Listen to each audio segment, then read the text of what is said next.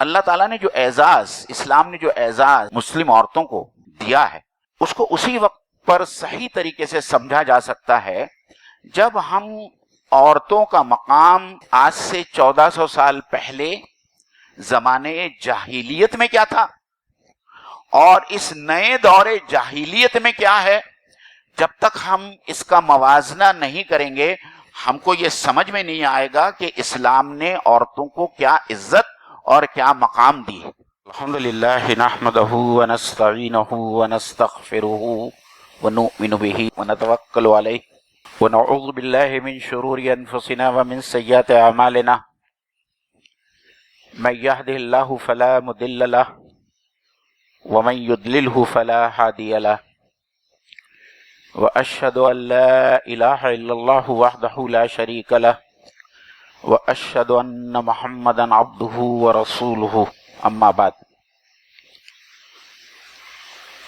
قال اللہ تبارک تعالی فی القرآن المجید اعوذ باللہ من الشیطان الرجیم بسم اللہ الرحمن الرحیم. ان المسلمین والمسلمات والمؤمنین والمؤمنات والقانتین والقانتات والصادقین والصادقات والصابرین والصابرات والخاشعین والخاشعات والمتصدقین والمتصدقات والحافظین فروجہم والحافظات والذاکرین اللہ کثیرا والذاکرات اعد اللہ لہم مغفرتا واجرا عظیما. صدق اللہ العظیم. رب اشرح لی صدری ویسر لی امری واحلل عقدۃ من لسانی یفقہوا قولی. رب زدنی علما سبحانک لا علم لنا الا ما علمتنا انک انت العلیم الحکیم. السلام علیکم ورحمۃ اللہ وبرکاتہ. مصلیان اکرام اور میری مائیں، بہنیں، جوان بچیاں جو پہلے منزلے پر حاضر ہیں، ان کا استقبال ہے جمعہ کے خطبے میں اور اس کے بعد جمعہ کی نماز کے لیے. میں نے جو آیت آپ لوگوں کے سامنے پڑھ کر سنائی، یہ آیت بذات خود ایک بہت بڑا عنوان ہے اور انشاءاللہ تعالی کسی اور جمعہ کے خطبے میں اس کے ایک ایک جز پر ہم بات کریں گے. لیکن آج کا جو عنوان ہم نے انتخاب کیا ہے، اسلام میں عورت کا مقام، اس کا ایک بہت ہی ہولسٹک پکچر ہم آپ لوگوں کے سامنے رکھنا چاہتے ہیں. اور اس میں یہ آیت ایک کلیدی آیت ہے جس کا ترجمہ پہلے آپ سب سے پہلے سن لیں. اللہ تعالیٰ سورہ احزاب میں فرماتا ہے، یہ آیت نمبر 35 ہے سورہ احزاب کی، ان المسلمین والمسلمات، بے شک مسلمان مرد اور عورت، والمومنین والمومنات، اور مومن مرد اور مومن عورتیں، والقانتین والقانتات، اور فرما بردار مرد اور فرما بردار عورتیں، والصادقین والصادقات، اور سچے مرد اور سچی عورتیں، والصابرین والصابرات، اور صبر کرنے والے مرد اور صبر کرنے والی عورتیں، والخاشعین والخاشعات، اور اللہ تعالیٰ سے ڈرنے والے مرد اور اللہ تعالیٰ سے ڈرنے والی عورتیں، والمتصدقین والمتصدقات، اور اللہ کے راستے میں خرچ کرنے والے مرد اور اللہ کے راستے میں خرچ کرنے والی عورتیں. اور اس کے بعد میں کیا فرمایا؟ والحافظین فروجہم والحافظات، اور اپنی شرمگاہوں کی حفاظت کرنے والے مرد اور عورتیں، والذاکرین اللہ کثیرا والذاکرات، اور اللہ تعالی کا ذکر کثرت سے کرنے والے مرد اور عورتیں، اور اللہ تعالیٰ ان سب لوگوں کے لیے یہ خوشخبری سنا رہا ہے، اعد اللہ لہم، الفاظ پر آپ غور کیجئے، اللہ تعالیٰ نے ان کے لیے تیار رکھا ہے، تیار رکھا ہے، یعنی ایسا نہیں ہے کہ آپ کے مرنے کے بعد میں اور قیامت ہونے کے بعد میں اللہ تعالیٰ یہ سب چیزیں تیار کرنے والا ہے۔ اللہ تعالیٰ قرآن مجید میں فرماتا ہے کہ اللہ نے ان سب لوگوں کا، جن لوگوں کا ابھی اس آیت میں ذکر ہوا ہے، اللہ تعالیٰ نے ان سب لوگوں کے لیے تیار رکھا ہے کیا؟ مغفرہ، یعنی اللہ تعالیٰ ان سب لوگوں کی گناہوں کو معاف کر دے گا جن میں یہ صفات ہیں، وَأَجْرًا عَظِيمًا، اور اس کے علاوہ زبردست اجر ہے جو اللہ تعالیٰ نے ان کے لیے تیار رکھا ہے۔ اور اللہ تعالیٰ کا جو اجر جنت کے شکل میں ایمان والوں کو دیا جائے گا، اس کا آج ہم تصور نہیں کر سکتے۔ تو یہ آیت خوشخبری ہے، اور اس کی خاص بات کیوں میں نے اس آیت کا انتخاب کیا، یہ قرآنی اسلوب سے ہٹ کر ہے۔ عام طور پر قرآن میں اللہ تعالیٰ نے عورتوں کو الگ الگ ہو کر کہیں مخاطب نہیں کیا ہے، صرف چند مقامات ہے جہاں عورتوں کو الگ سے اللہ تعالیٰ نے مخاطب کیا ہے، اور اس میں سے یہ ایک آیت ہے جو میں نے آپ لوگوں کے سامنے پیش کی۔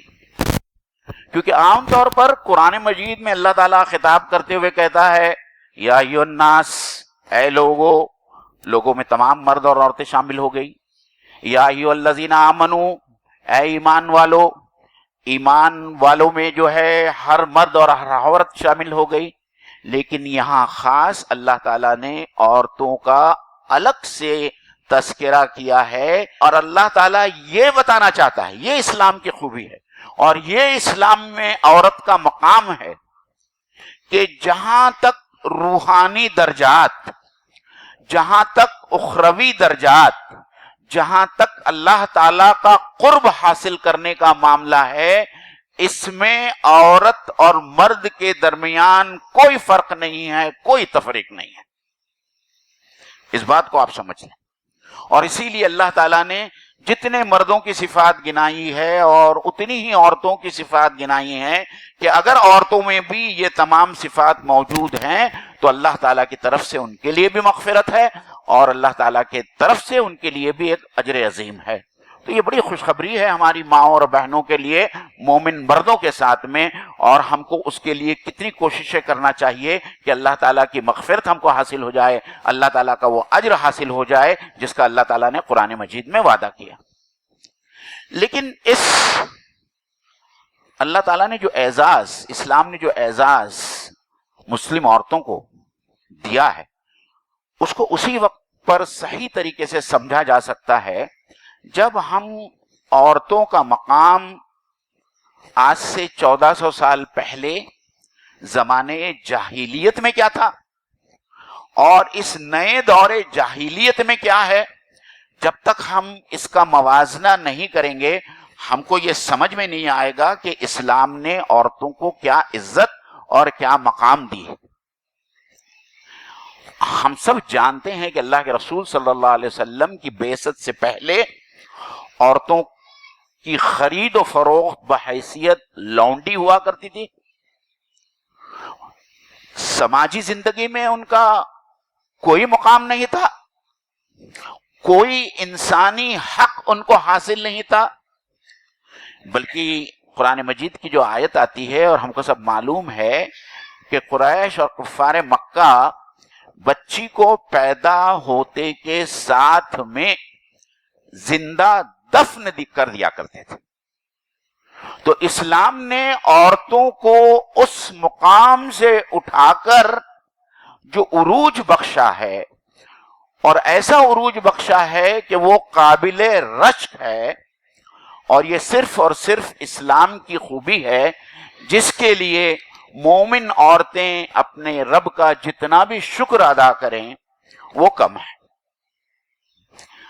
آج کہ جدید دنیا اور ویسٹرن ورلڈ ویمنس امپاورمنٹ کی بات کرتا ہے، عورتوں کو طاقت، آزادی نسواں کی بات کرتا ہے، اور جو لوگ پڑھتے ہیں، دیکھتے ہیں دنیا میں کیا چل رہا ہے، وہ جانتے ہیں کہ آزادی نسواں کا یہ سلوگن، یہ انتہائی کھوکھلا سلوگن ہے۔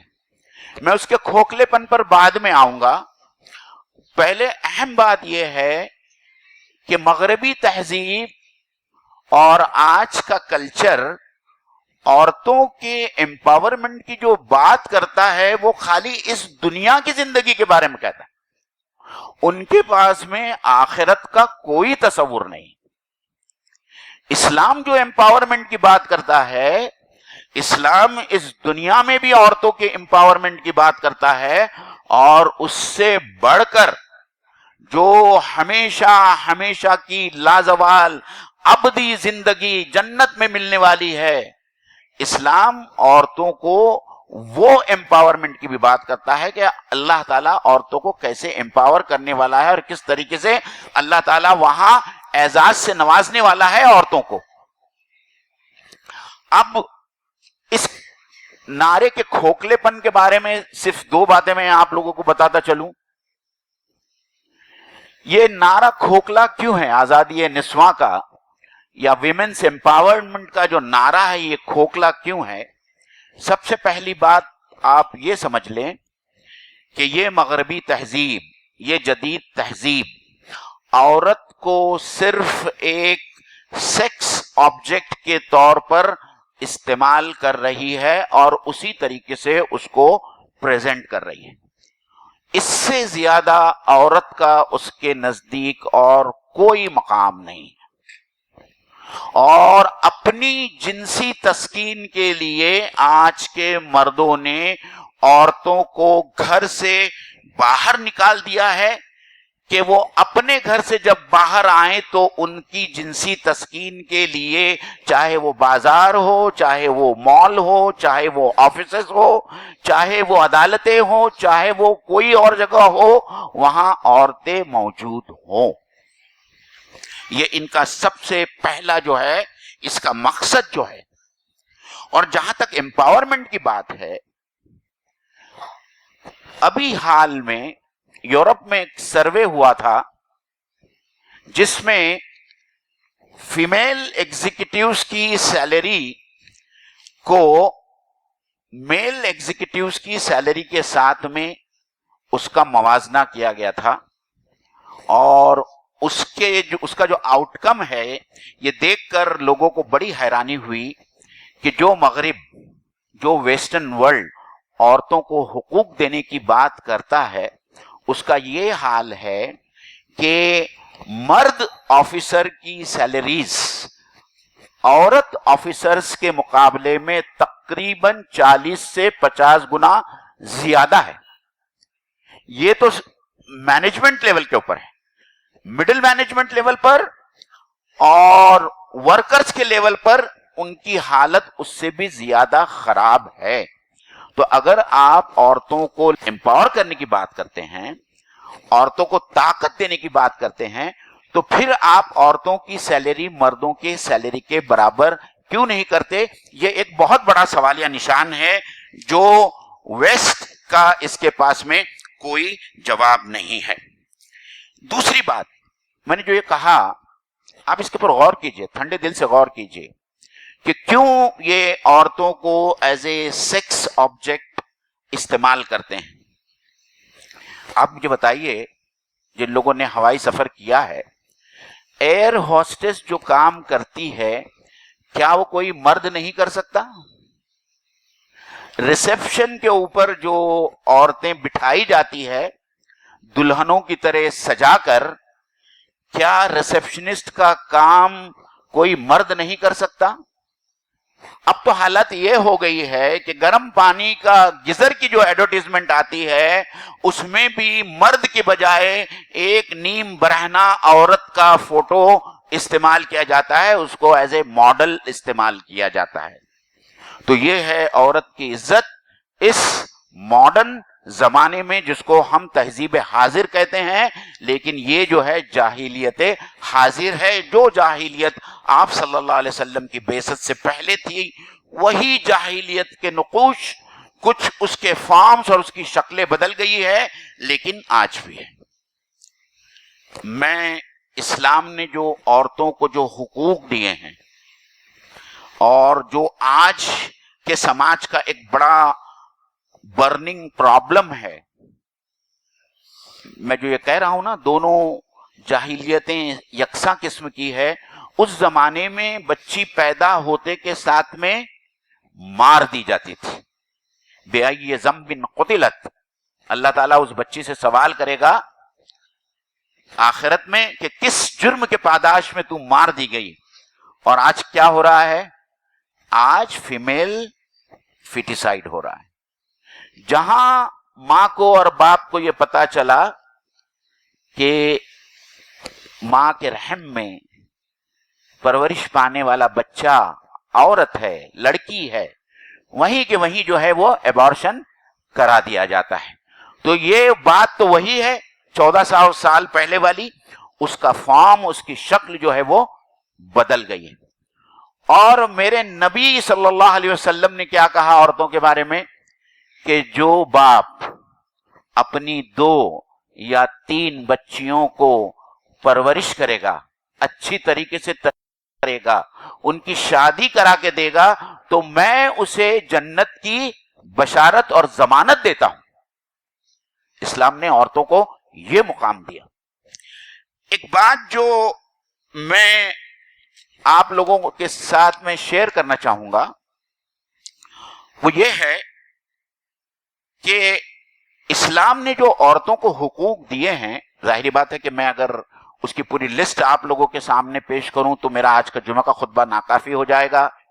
سب سے پہلے تو اسلام نے یہ لونڈیوں اور غلاموں کے سسٹم کو ختم کیا بہت ہی سسٹمیٹک انداز میں.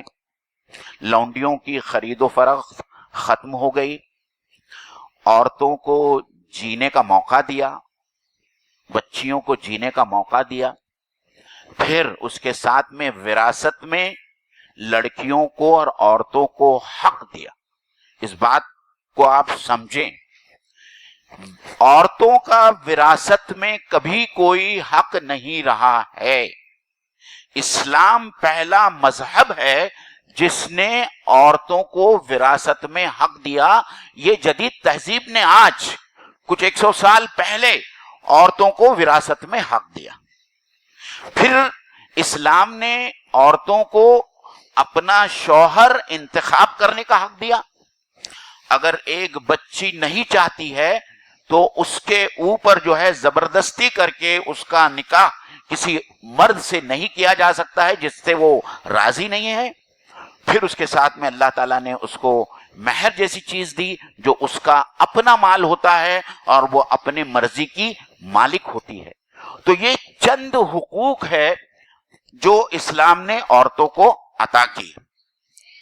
ہمارے پاس میں جو بہت اہم سمجھنے کی چیز ہے وہ یہ ہے کہ جہاں اسلام مرد اور عورت کی بات کرتا ہے وہاں وہ مساوات کی بات نہیں کرتا، وہ وہاں عدل اور قسط کی بات کرتا ہے. یہ دونوں الگ چیزیں ہیں، اس کو آپ سمجھ لیجئے. اللہ تعالیٰ نے مرد کا دائرہ کار الگ قرار دیا ہے، ڈومین آف ورک ایکٹیویٹی مرد کا الگ ہے، اور اسی طریقے سے اللہ تعالیٰ نے عورتوں کا ڈومین دائرہ کار الگ کر دیا ہے. اور اس لیے ان کی ذمہ داریاں الگ ہیں، عورتوں کی ذمہ داریاں الگ ہیں. اور اس ذمہ داریوں کو نبھانے کے لیے اللہ تعالیٰ نے ان کا جسم، ان کا سائیکی، ان کا ایموشنل میک اپ، ان کے ہارمونز، ان کی فزیولوجی، ہر چیز الگ ہے، ہر چیز الگ ہے. آپ میری بات کو سمجھ رہے ہیں؟ تو اسلام نے ان کے دائرے کار کو ایک دم الگ کر دیا ہے. یہ ٹیبل ہے، یہ کرسی ہے. آپ جب ٹیبل بنائیں گے تو اس کی ڈیزائن کیسی بنائیں گے کہ اس کو بطور ٹیبل استعمال کیا جا سکتا ہے. اور جب آپ کرسی بنائیں گے تو اس کی ڈیزائن کیسی بنائیں گے کہ اس کو کرسی پر کی طور پر استعمال کیا جا سکتا ہے. لیکن میرے پیارے بھائی، اگر کوئی ٹیبل پر بیٹھ کر کرسی پر کھانا رکھے اور کھائے تو کیا یہ ممکن ہے یا نہیں ممکن ہے؟ یہ ممکن ہے، لیکن بات کیا ہو جائے گی؟ غلط سلط ہو جائے گی. تو یہ بات ہم کو سمجھنا چاہیے اور ہماری بچیوں کو بھی سمجھنا چاہیے کہ اللہ نے ایک خاص رول کے لیے عورتوں کو پیدا کیا ہے اور اس رول پر ان کا فوکس ہونا چاہیے. میں ہماری جوان بچیوں سے اکثر اور بیشتر کہتا ہوں، مجھے جب کبھی موقع ملتا ہے، اسلام یہ نہیں کہتا اور ہم بھی یہ نہیں کہتے کہ عورت جو ہے وہ پائلٹ نہیں بن سکتی یا وہ ہوائی جہاز نہیں اڑا سکتی یا وہ کسی کمپنی کی سی او نہیں بن سکتی. اسلام یہ نہیں کہتا. اللہ تعالیٰ نے قابلیتیں عورتوں میں بھی دی ہے، لیکن تم جو جہاز اڑانے کے لیے جا رہی ہو، اگر تم نے نہیں بھی اڑایا تو کوئی دوسرا بندہ جو ہے پائلٹ بن کر اس جہاز کو اڑائے گا. لیکن تمہارے گھر کا جہاز جس کی تم پائلٹ ہو، اور اگر تم نے اپنے گھر کے جہاز کی فلائٹ پر برابر فوکس نہیں کیا تو آپ کے گھر کے جہاز کو تو فنا ہونا ہی ہے اور وہاں کوئی آپ کو بچانے والا نہیں. آپ بہت بڑی سی او بن گئی، 24 گھنٹے آپ جو ہے فون پر اور واٹس ایپ پہ اور ٹیبس کے اوپر آپ کام کر رہے ہیں، اور آپ کا گھر نینیز اور نوکرانیوں کے بل بوتے پر پل رہا ہے، اور آپ کے بچے جو ہے چھوٹے چھوٹے کیا کہتے ہیں اس کو کیئر سینٹر میں آپ رکھتے ہیں. تو آپ کیا کر رہے ہیں؟ آپ ایک کمپنی کو تو چلا رہے ہیں، لیکن آپ کے اوپر جو اپنے گھر کی ذمہ داری تھی، اس گھر کی ذمہ داری سے جو ہے آپ ایک دم جو ہے قطع نظر ہیں، اور اس کو جو نقصان پہنچتا ہے اس نقصان کی بھرپائی آخر تک نہیں ہو سکتی. میں آج ہماری عورتوں کے لیے اسلامی تاریخ کے چند ایسی عورتوں کی مثالیں رکھنا چاہتا ہوں کہ جس کے اوپر مرد بھی رشک کریں تو کم ہے. اور میں یہ اس لیے کہنا چاہتا ہوں کہ ہماری عورتیں سمجھیں کہ اللہ تعالیٰ نے عورتوں میں بھی جو قابلیتیں دی ہیں، اور جب ضرورت پڑی ان قابلیتوں کا استعمال کیا جا سکتا ہے اور کرنا چاہیے. میں صرف 3 یا 4 عورتوں کی مثالیں آپ لوگوں کے سامنے رکھنا چاہوں گا. سب سے پہلے تو حضرت خدیجہ رضی اللہ تعالی عنہا، نمبر 2 حضرت عائشہ رضی اللہ تعالی عنہا، نمبر 3 حضرت زبیدہ، اور نمبر 4 فاطمہ فہیری. یہ 4 عورتیں جنہوں نے تاریخ میں جو کام کیا ہے وہ انسان کبھی بھلا نہیں سکتا. حضرت خدیجہ الکبریٰ رضی اللہ تعالی عنہا، ان کا جو کنٹریبیوشن رہا ہے اللہ کے رسول صلی اللہ علیہ وسلم کی زندگی میں، کسی اور عورت کا وہ کنٹریبیوشن نہیں ہو سکتا ہے. جب آپ کا کوئی ماننے والا نہیں تھا، آپ کے پاس میں مال و اسباب نہیں تھا، کوئی سپورٹ نہیں تھا، جس طریقے سے ہماری ماں نے ان کو سپورٹ کیا ہے، خدا کی قسم یہی وجہ ہے کہ اللہ کے رسول صلی اللہ علیہ وسلم ان کے انتقال کے بعد میں بھی حضرت خدیجہ الکبریٰ کو یاد کر کے روتے رہے. دوسری خاتون لیجیے ام المومنین حضرت عائشہ، جو حضرت ابو ہریرہ رضی اللہ تعالی عنہ کے بعد میں حدیث کی سب سے بڑی راویہ ہیں. 2000 سے زیادہ احادیث حضرت عائشہ سے مروی ہے. یعنی ہمارے علم کا، دینی علم کا ایک بڑا حصہ ہم کو ایک خاتون سے ملا ہے، عورت سے ملا ہے. دینی علوم کا ایک بڑا حصہ ہم کو حضرت عائشہ سے ملا ہے. جو لوگ مسجد نبوی میں گئے ہوں گے، میں نے شاید ایک بار خطبے میں ذکر کیا تھا، وہاں کچھ ستون ہے جو خاص ہے، جن کے اوپر نام لکھے ہوئے ہیں. اس میں ایک ہے استوان عائشہ رضی اللہ تعالی عنہا. استوان عائشہ، بہت سارے 7-8 ستون ایسے. उस्तुवाने आयशा का नाम उस्तुवाने आयशा क्यों पड़ा? बीबी आयशा उस सुतून के नीचे बैठकर दरसे कुरान दिया करती थी, पर्दे के पीछे से। और बहुत सारे सहाबा जब आपसे सवाल करने के लिए आते थे तो वो वही हाजिर होते थे।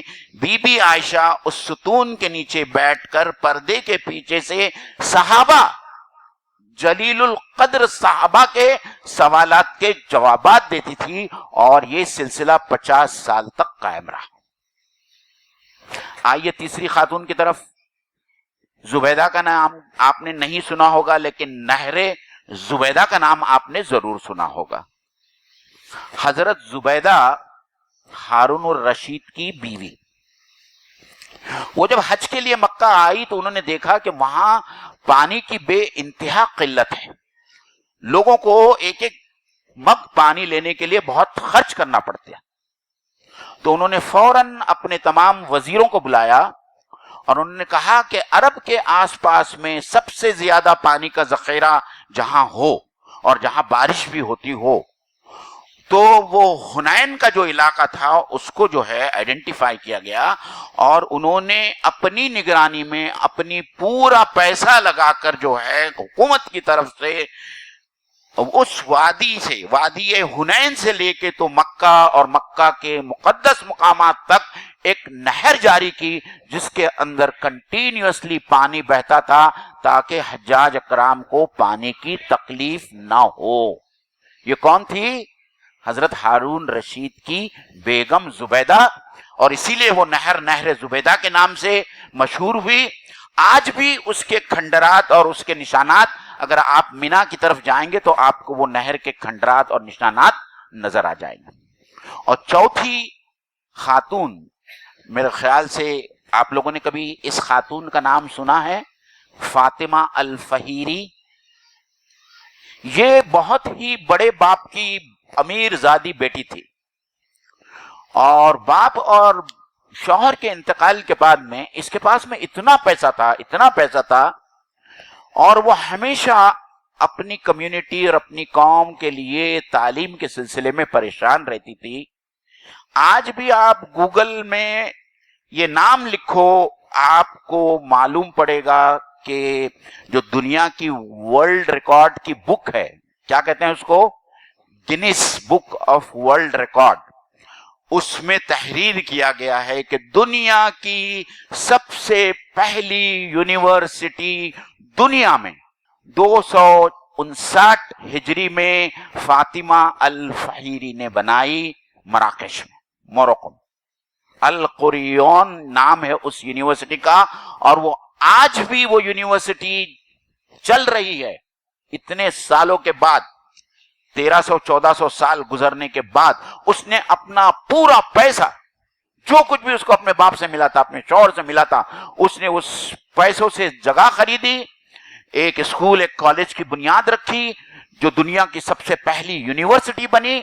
और वो यूनिवर्सिटी आज भी जारी और सारी है, जहां इल्मी और असरी, दीनी और असरी दोनों तालीमात जो है वहां दी जा रही है।